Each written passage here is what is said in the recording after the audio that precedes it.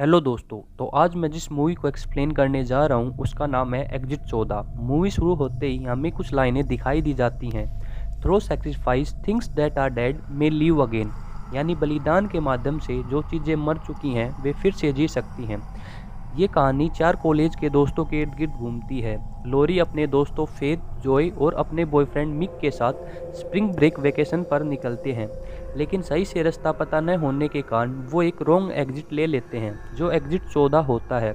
इस रास्ते पर चलने के बाद लोरी बोलती है कि शायद इन्होंने रॉन्ग एग्जिट ले लिया है और ये रास्ता सेफ नहीं है। आगे चलते हुए लोरी गाड़ी को एक मिनी स्टोर के पास रोक देती है जो सुनसान इलाके में होता है, और इस पे फेथ बोलती है कि मुझे इस जगह पर अच्छी वाइब्स नहीं आ रही, लेकिन फेथ के मना करने के बावजूद भी लोरी स्टोर के अंदर चली जाती है और जॉय भी उसके साथ जाता है। वहाँ उनकी मुलाकात स्टोर के मालिक रॉय से होती है जो लोरी के साथ फ्लर्ट करता है। सो लोरी रॉय को बोलती है कि वो खो गए हैं, क्या तुम हमें रास्ता बता सकते हो। स्टोर में लोरी को एक लॉकेट पसंद आ जाता है जो रॉय उस लॉकेट को लोरी को गिफ्ट कर देता है और अपने हाथों से लॉकेट को लोरी के गले में डाल देता है। रॉय अपना कार्ड जॉय को दे देता है और उन्हें सही रास्ता बता देता है। स्टोर से कुछ दूर निकलने के बाद उनकी गाड़ी खराब हो जाती है। लोरी रॉय को कॉल करके हेल्प के लिए बुलाती है। रॉय आता है और उनको स्टोर में वापस ले जाता है, जहां रॉय बोलता है कि गाड़ी को अभी ठीक नहीं कर सकता। ये बोलकर रॉय इन चारों को अपने घर में ले जाता है नाइट स्टे के लिए, जिस पे मिक लोरी को बोलता है कि मुझे इस जगह पर कुछ अच्छी नहीं लग रही। लोरी बोलती है कि कोई बात नहीं, एक रात की तो बात है। घर के अंदर आने के बाद सभी बातें करने लग जाते हैं, जिस पर रॉय सभी को एक कहानी सुनाता है कि मेरी माँ मुझे ये कहानी सुनाया करती थी। रॉय कहानी सुनाता है कि लोग कहते हैं कि एक लड़की 150 साल पहले इस कैबिन में मर गई थी। उसे उसके प्रेमी ने जहर देकर मार दिया था। उसके प्रेमी के घर वालों ने उसको भड़काया कि ये लड़की एक चुड़ैल है, इसलिए उसने उसको जहर देकर मार दिया था। लेकिन जब उसके प्रेमी ने उसे मारा तो उसे एहसास हुआ कि उसने कितनी बड़ी गलती कर दी, तो उसने कसम खाई कि वो उसे वापस लाएगा और उसने खुद काले जादू का सहारा लिया। वो एक अंधेरे कमरे में 5 बार एक मंत्र दोहराता, मेरे पास वापस आ जाओ डेजरी, मेरे पास वापस आ जाओ डेजरी, मेरे पास वापस आ जाओ डेजरी, मेरे पास वापस आ जाओ डेजरी। और एक दिन वो लौट कर आई, लेकिन वो पहले जैसी नहीं रही। तो उसके प्रेमी ने और काले जादू को और गहराई से जानना शुरू किया। उसे पता चला कि एक ही चीज़ उसे वापस ला सकती है, वो है सैक्रिफाइस, यानी बलिदान, एक इंसानी बलिदान।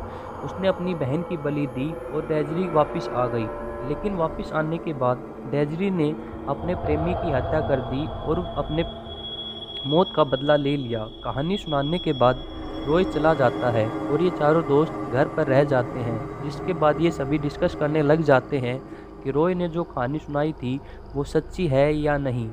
बाद में सभी ड्रिंक्स करके एंजॉय करने लग जाते हैं, जिसके बाद जॉय बोलता है कि हमें डेजरी को बुलाना होगा, जिस पे लोरी रॉय को का दिया हुआ लॉकेट ऑफरिंग्स के तौर पर दे देती है।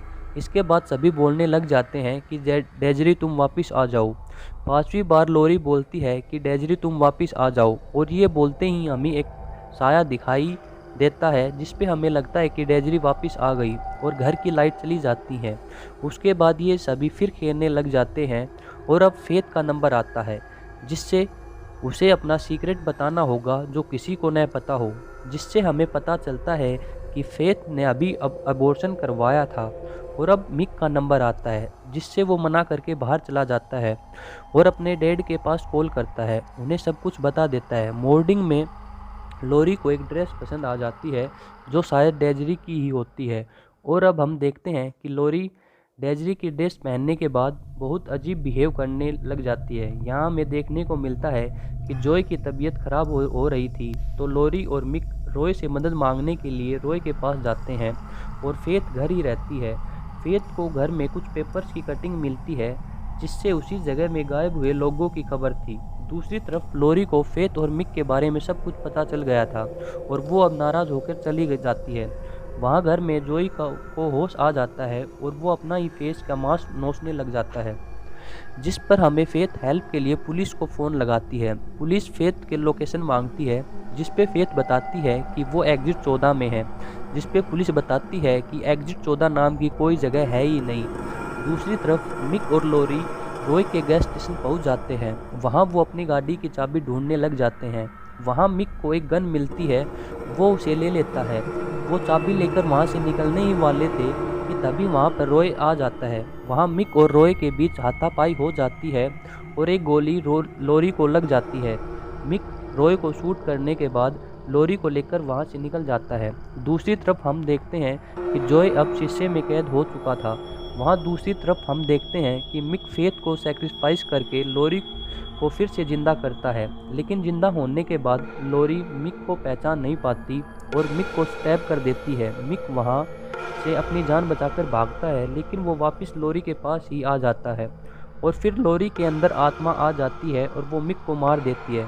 फिर हमें दिखाया जाता है कि लोरी रॉय को दिया हुआ लॉकेट रॉय को पहना देती है, जिससे हमें पता चलता है कि डेजरी रॉय की माँ थी और हम डेजरी को लोरी के शरीर में रहकर रॉय के पास रहेगी। लास्ट में हमें दिखाया जाता है कि मिक के डैड मिक को ढूंढते हुए रॉय के गैस स्टेशन में आ जाते हैं, जहां मिक के डैड रॉय से उनका नाम पूछते हैं, जहां रॉय अपना नाम बताते ही समझ जाता है और दोनों एक दूसरे पर गन तान देते हैं और यहाँ मूवी ख़त्म हो जाती है। यहाँ हमें बताया नहीं जाता कि कौन मरता है और यहाँ हमें समझ आ जाता है कि रॉय ने जो कहानी सुनाई थी वो सच थी और डेजरी रॉय की माँ थी। रॉय अपनी माँ की आत्मा के लिए नया शरीर ढूंढता रहता था और अब उसे लोरी का शरीर मिल गया था अपनी माँ की आत्मा के लिए।